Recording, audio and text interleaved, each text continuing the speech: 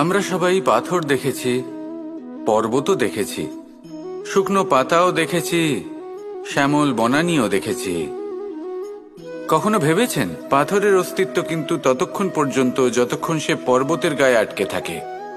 যখন সেই পর্বত থেকে সেই পাথর ভিন্ন হয়ে যায় ও নিজের অস্তিত্ব হারিয়ে ফেলে।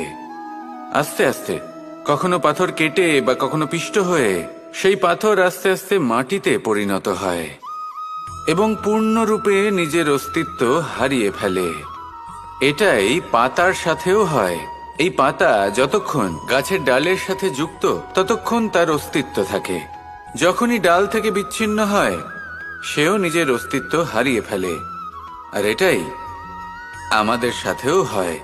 যতক্ষণ আমরা নিজেদের আপনজনের সাথে যুক্ত থাকি আমাদের অস্তিত্ব বজায় থাকে। যখন আপনজনদের সাথে সম্পর্ক ছিন্ন করি তখন আমরাও আমাদের অস্তিত্ব হারিয়ে ফেলি।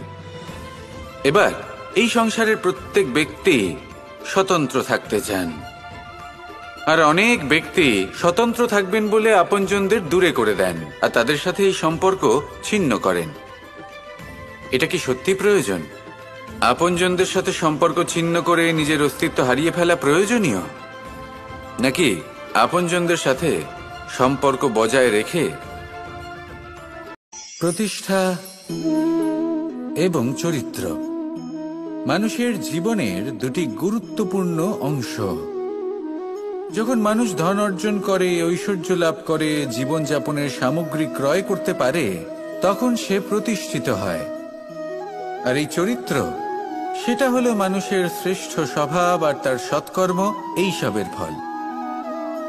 মানুষ এই প্রতিষ্ঠাকেই নিজের জীবনের অস্তিত্ব বলে মনে করে ফেলেন, আর সেটা অর্জন করার জন্য সবকিছু করতে প্রস্তুত হয়ে যান, এমনকি নিজের চরিত্রকেও বাজি রাখতে প্রস্তুত হয়ে যান। কারণ মানুষ একটা কথা জানেন না, যে যদি প্রতিষ্ঠা নাশ হয়ে যায় তাহলে তার দ্বারা কিন্তু জীবন নাশ হয় না। আবার পরিশ্রম করে, নিরন্তর প্রয়াস করে প্রতিষ্ঠা আবার অর্জন করা সম্ভব। কিন্তু একবার যদি আপনার চরিত্র নাশ হয়ে যায় তাহলে আপনার জীবন পূর্ণরূপে নষ্ট হয়ে যাবে, এই কথাটা নিশ্চিত। আর আবার এই চরিত্র নির্মাণ করা সম্ভব নয়। মানুষের জীবনের আসল অস্তিত্ব হলো তার চরিত্র। যদি কোনো ব্যক্তির চরিত্র অত্যন্ত শ্রেষ্ঠ মানের হয় তাহলে সে এই সংসারের সবকিছু লাভ করতে পারবে যেগুলো তার প্রয়োজন। আমাদের জীবনে অনেক ধরনের ব্যক্তি এসে থাকেন। কেউ কেউ আমাদের সাথে থেকে যান, কেউ আমাদের থেকে দূরে চলে যান। কেউ ভালো মানুষ হন, কেউ খারাপ মানুষ। কিন্তু আমরা সবসময় সেই সময়টাকে নিয়ে দুঃখ প্রকাশ করি যখন আমাদের জীবনে কোনো খারাপ ব্যক্তি প্রবেশ করেন। তারা আমাদের খারাপ অনুভূতি দেন, দুঃখ দেন, কষ্ট দেন। আমরা সবাই তাকে ভালো মন্দ কথা বলি। কিন্তু কেন? এমন বিভিন্ন ধরনের মানুষ, খারাপ মানুষ, ভালো মানুষ, সবার জীবনেই আসেন এবং সকলকেই একটা অমূল্য শিক্ষা দান করে যান।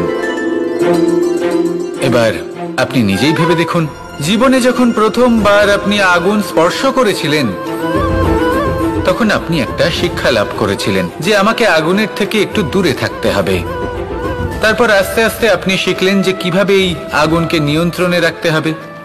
তারপর আপনি শিখলেন যে কিভাবে নিজের জীবনে তাকে প্রয়োগ করতে হবে, তা সে অন্ধকারে প্রকাশ লাভ করার জন্য হোক বা খাবার বানানোর জন্য।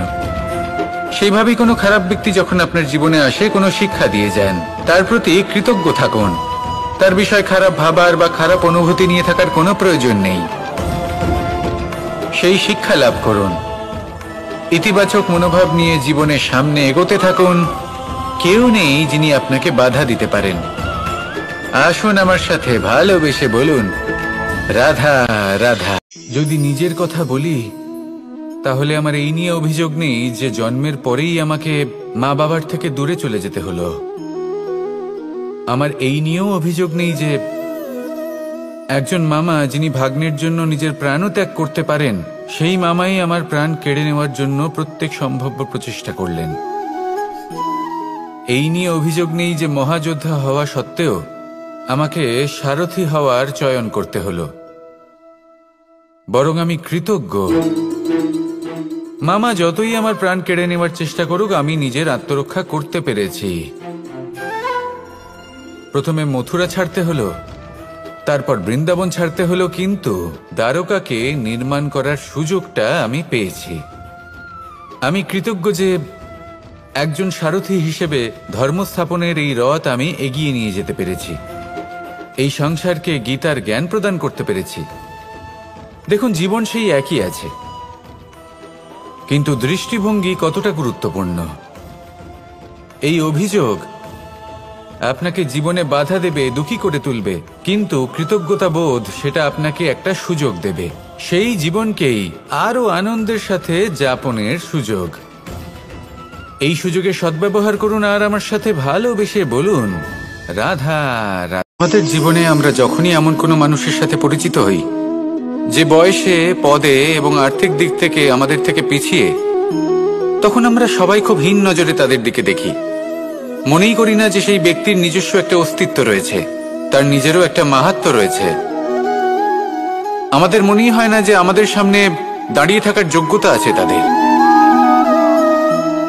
চলুন আপনাকে একটা প্রশ্ন করি, শূন্যের নিজস্ব মূল্য কোথায়? আপনি বলবেন কিছুই না। শূন্যের আবার নিজস্ব মূল্য কোথায়?